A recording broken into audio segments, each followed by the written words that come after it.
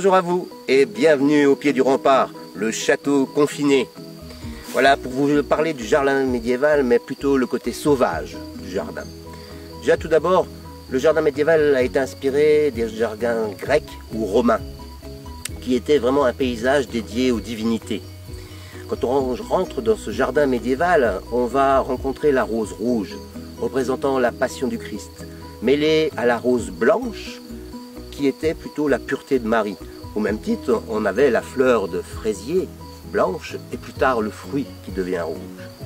Quand on est en hauteur dans son jardin de Marie, on va se pencher pour regarder au bas, côté de l'enfer, où on va retrouver toutes ces plantes maléfiques, comme la mandragore, comme le sureau, alors que le sureau est aussi très bénéfique.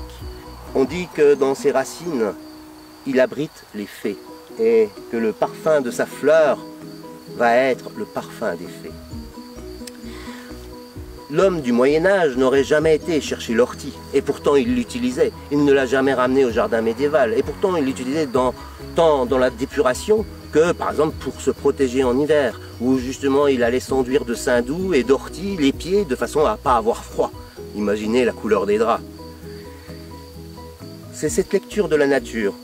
Cette lecture de la nature où, en fait, par exemple, la calidoine, florissait à chaque retour des hirondelles.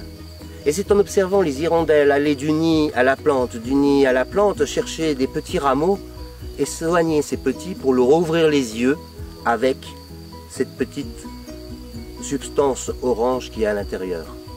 Cette plante a encore plein d'autres vertus utilisées au Moyen-Âge. Voilà, nous allons osciller dans les prochains jours entre ce sauvage et ce cultivé et ces traditions où l'homme va chercher les plantes, que ce soit depuis le jeudi saint, donc période dépurative, jusqu'à la Saint-Jean, dans l'utilisation de ces plantes alimentaires et médicinales. Nous allons travailler différentes préparations. Voilà, on se retrouve tout bientôt. Merci à vous.